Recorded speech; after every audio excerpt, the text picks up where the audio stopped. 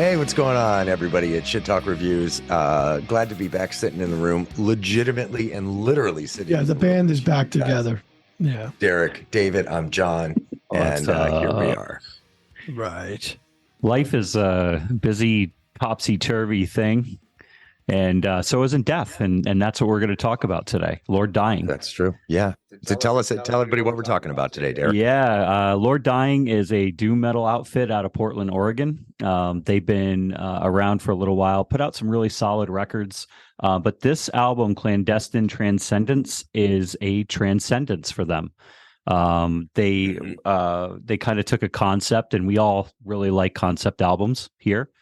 We always seem to be drawn to it, but this is a concept album about a individual, an entity named the Dreamer, and he's an immortal who wants to die, and he does end up going on the full transcendence, if you will, of death, and that's what this album is about. Well, it is a great record. I am a big fan. I was not familiar with these guys prior to this album, and they definitely count me as a fan, at least as far as this album goes, to be sure. It's all over the place. It's got a lot of different styles on it, but still maintains a consistency through the whole thing. And you know me, I like genre skipping, and they do a fair bit of it here. But I think they do it really well. Yeah, I echo that, John. It was very good. To me, it's almost like two separate albums. The first 6 songs are so different than the last 5 or 6. A Brief Return to Physical Form, Down, it just seemed like it was a totally different sound to the first 6 songs. And like always, we'll get into this, but I did enjoy it. I liked it. Made up of Eric Olson, guitar and vocals, and Chris Evans, guitar. They were the founding members. Alyssa Moser, I hope I said her name correctly. She's the bassist. She's also in 8 Bells. And then Kevin Schwartz is on drums. And, you know, Kevin, I'm sure that you appreciate what he brought to the table. Yeah. He's got great parts in here. It was cool too. I love that Alyssa, her vocal stylings are featured at the end of the first track, and it's a great way to end the song. And she's got a great voice, and it's a great opening song for an album, and it's a great way to end the opener. I Am Nothing and I Am Everything. The drums on that song are absolutely fucking killer, just in your face. I mean, just great intro, great job, yeah, for sure. I hear a lot of different stuff on this album. You know, I hear like Brian May, the guitar player from Queen. I hear like some of his harmonized guitar lines here and there. So I was like, oh, okay, I like that. There's some moments on here where I was like, holy shit, this totally evokes King Diamond, which was a like kind of a blast from the past for me. But I was like, oh, this is killer shit. And the vocalist here, you know, at one moment, you know, he's given us like a Peter Steele typo kind of goth flavor. And the next minute, it's just brutal fucking balls. You know, death metal screams. It's fucking great, man. How about the first song, though? It's just so different. You had the instrumental up to like the 130 mark. The guitar throughout was insane. You had melodics. You had just almost like a choir sounding to the end of that first song on the album. So you're right, John. It had a lot of different aspects to it, and I loved every bit of it. You know, the one thing that stuck out at me on the first listen is I know that they are labeled by whomever as a sludge band. I didn't get that. Yes. Yeah. Unquestionably, there's certainly parts of it that would be sludgy for sure. And listening to a little bit of their prior stuff, I hear a little more sludgy, but I wouldn't classify this as a, you know. I agree. Yeah. Would you call it a clandestine transcendence from sludge, from doom? Yeah. Did it maybe this was done on purpose? You know, there's a dual meaning. That's the way I took it, because it was so much more advanced than their previous. And listen, I like their old stuff, but it wasn't something I was like, I'd wake up and roll out of bed and be like, I got to listen to Lord Dying today. You know, it's not like Metallica and the staples in our lives, right? Meshuggah. This is something that I wanted to roll out of bed and listen to a lot. And when I heard it and I gave it a listen, I was originally going to pick another album for us to listen to.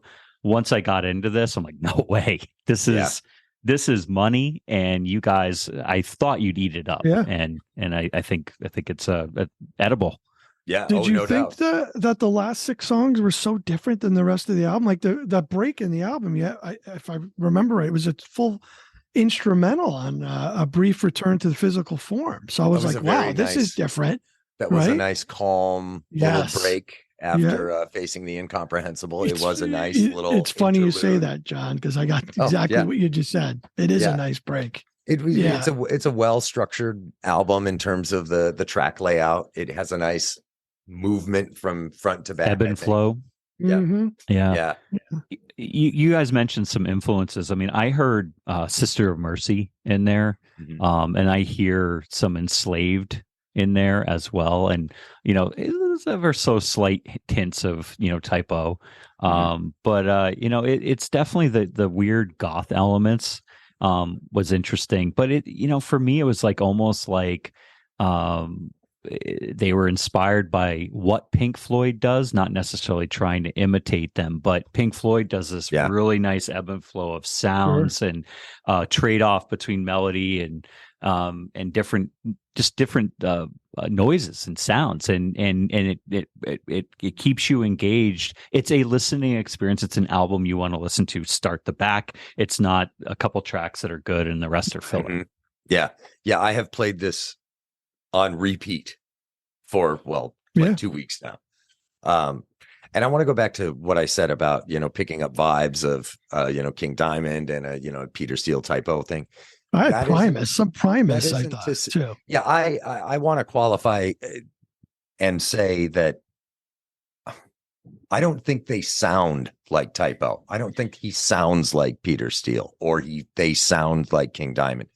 It's a flavor. It's a vibe that I picked up. And it's important for me to delineate the difference between a band sounding like another band and, kind of having a similar vibe. As somebody who makes some music myself, I've had people say like, oh, that sounds just like, well, that isn't the goal for me to sound like somebody else. There's no doubt that I have influences and I will write stuff that might have a feel of something else. So I am not saying that these guys like sat down and said like, let's write a King Diamond riff for this middle eight. That's not at all what I'm saying. But felt it needed to be said. So yeah, that's fair. No doubt. Yeah. I love the mix. I think it's a really solid mix. I love the drum sounds on here. There's just enough room and ambient noise with the drums. Like it sounds like you're in the room with the player, especially at the intro to I Am Nothing, I Am Everything. It's a great, it's a great little moment to go like, oh shit, that's exactly what the drums sound like. It's killer. I love Eric's growl. I mean, it is just a bark, like you could feel that guttural, shredding, and and then the melodic parts of this are just they weave in perfectly and keep it very interesting, and you feel emotion in both sides. Both sides of the Jekyll and Hyde are equally powerful. Yeah, he's a great singer, and not everybody can do both. And he can spin it around in one track, be absolutely ripping, in the next be nice and smooth, or within the same song. Really, this is a big win album. I thought they had three songs that could have been on the radio: Bound and Broken by Death, Breaking the Clouds, and Soul Metamorphosis. I thought some of those songs you could hear them on the radio. They were that good. Soul Metamorphosis, I thought was great. I loved it. It's actually great song. It's in 7. Oh, there you go. Which is one of those things, but it's a count that's off if you're counting it, but it has a Just Like Money by Pink Floyd. That's also in 7. Interesting. But it doesn't, because of how the riff is written, it doesn't sound overly stilted. It feels like it's got a really smooth flow. And the same thing with this song. There's all kinds of standouts on here. I'll go with my standouts. A Brief Return to Physical Form and Soul Metamorphosis were the two definite standouts for me, but there were parts all over the album that I was like, oh shit, that's awesome. So all kinds of cool stuff. Yeah, for me, it was Dancing on Emptiness. That was a phenomenal song. Had everything to it. And I love the buildup. It had such a buildup to the song, and the end felt very grand and theatrical to me, which I thought was awesome. Mhm. The Endless Road Home, one of my favorites, thought it was outstanding. And Final Push Into the Sun was just a phenomenal, tight on the drums. I mean, just a little gentler tone to it in the end, which was nice, but the song had very good flow to Some it. great parts in there. I like Yes. the overall vibe of Final Push. Like it gets really positive and harmonic there towards the end, and then It takes a turn, right? and then the Yeah. seamless transition right into the next song. Like very well Yeah. done, guys Yes. and lady. Mhm. What were Yeah. yours, Derek? I Am Nothing, I Am Everything. That sucked me in, and I'll tell you a story. I heard it and I go, great song, the best song that Lord Dying has ever done. Probably the only song on the album that will stand out. That was my, and again, I'm just being honest about what I thought. I knew he was going to say that because it's a dark, cryptic kind of song and right up his alley, right? Yeah. It's heavy. And but when I heard the whole album, I go, wow, they really kept it at the same level. I really liked the Final Push Into the Sun, Dancing on the Emptiness, and A Brief Return to Physical Form. Nice. Yeah. Just look, to me, this is a piece of music. It's a piece of art that you intake as in its whole. Much like, Dark Side of the Moon. You don't just listen to a track, you listen to the whole thing. For me, this is a metal version of that. I'm not saying that they're on the same level as Pink Floyd, but this is a major transcendence for them as musicians. Well, I said the same thing about Tesseract's latest album, that album was their Dark Side of the Moon. And I understand where you're coming from when you reference Dark Side with this, because it is a super strong record. There's so much good stuff to talk about with this band. I didn't listen to the other albums front to back. I know they've got 4 other full-length albums, a couple EPs, and a slew of singles, if I have that right. And this, of all the stuff of theirs that I've heard over the last couple of weeks, this is definitely, top of the list for me personally. Well, I hope that Lord Dying has other entities like the Dreamer, these immortal beings that have these wishes that they explore, and they put an audio form to their journeys, because it's brilliant. I want to see the Dreamer. I want to see this in as a movie, a comic book, a cartoon, whatever they can come up with. But whatever is going on in their heads, keep doing the drugs, keep doing whatever you're fucking doing. Because the outcome is pure joy for at least us 3 assholes. Oh yeah, absolutely. Did you think I was going to like it?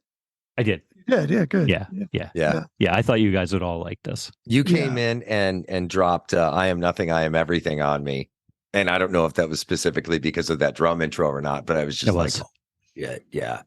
As soon as that, just like the this drumming on that really is good. incredible. It's Really killer good. opening.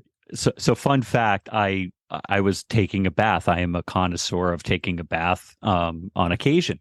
And so John gave me black bath bombs, black like my heart, right? And so right. I was sitting there surfing around, taking a bath, soaking in my black water, not because I'm dirty, but I am.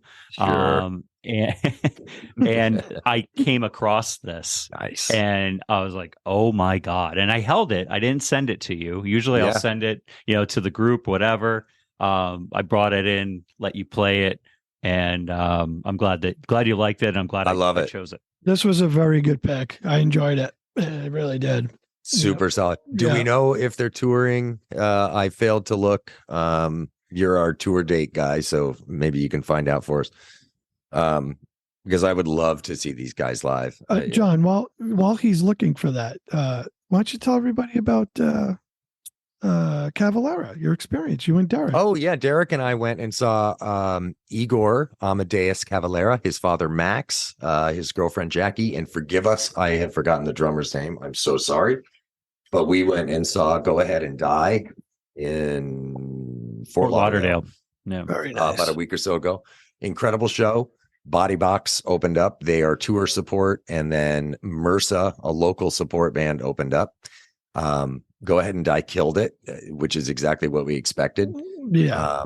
it was fun to watch Max up there with his son, and to watch Max defer to his son. He let Igor, Pretty cool. he's the front man, and he let him take that front spot. It was very cool. I'm glad you guys had a good time. Max, he said to me that he's learning from his son, which is the ultimate compliment in life. Right? If you are a parent, for those parents out there, when you start learning from your kid, it's a pretty proud moment. You know that you have an older son than I do, and it's really cool. And he was adamant. Max was like, I am learning from him. I'm going to be a better musician moving forward because of him. What a compliment, huh? Like, what a compliment. Great compliment. Yeah. And I'm curious to see what they do together. He's got his kids in all these bands, and he's recording a new Soulfly record soon. So we'll see, if Igor Amadeus ends up in that band with him as well. So very cool. But yeah, great show, fun venue. Where did we see it? What was the name of the venue? I forget. I'm drawing a blank too. Yeah, I forget. A lot of talent in that family, for sure. Oh, you're not kidding. And they're really sweet guys. We had an opportunity to spend a couple of minutes with them after the show, and they're just lovely guys. Gloria really, too. Lovely guys. And Gloria is great. And Max's wife, she was as pleasant as could be. Vanessa, the girlfriend of the drummer, she was working the merch table, pleasant. They were just everybody that's involved with that family is grounded, humble, and very accepting, and very they're fans of music, which is there's no rock star mentality there. And Gloria must be. Oh, sorry, John. I was going to say they run a tight business ship. I was going to say that. Yeah, Gloria's got to be nonstop. With this family. Clearly they're all about the music, no doubt. That's where it all comes from. But they understand the business behind it, and they have their business locked up tight. Yeah, it's fun to see it. Yeah, I will say the interview we did with Igor Amadeus. What a kid! Just for his age, man, just very mature, very grounded. Kid's got his shit together, so it's a lot says for the parents. I said it before. He clearly comes by it honestly. It was very cool. Not to repeat myself, but it was very cool to watch Max on stage, to look over at his son.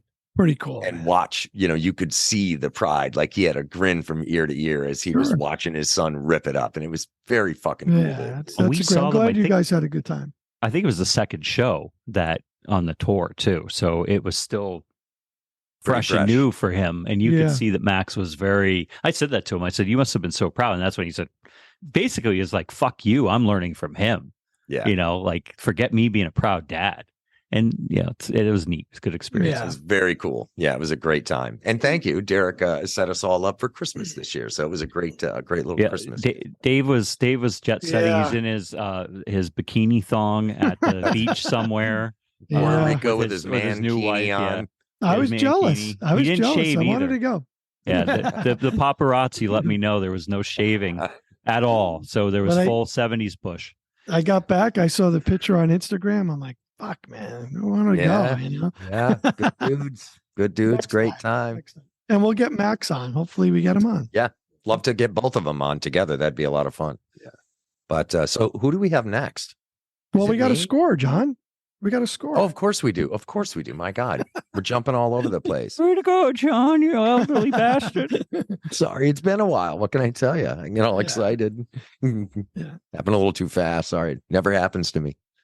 This maybe was easy. You're not like a little. Maybe you need a little more of that. Maybe you're a little bit more on when you are.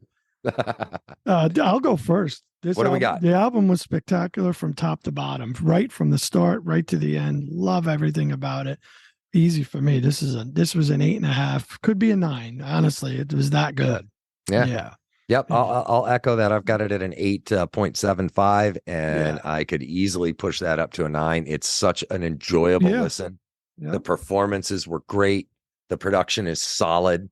The songcraft is great. Yeah, I love the track layout. There's I can't think of anything on here that I didn't like. That's key. You just hit it on the head. The flow of the album from the first song to the end. It had The tracks were just placed perfectly on the album, plain and simple. Yeah.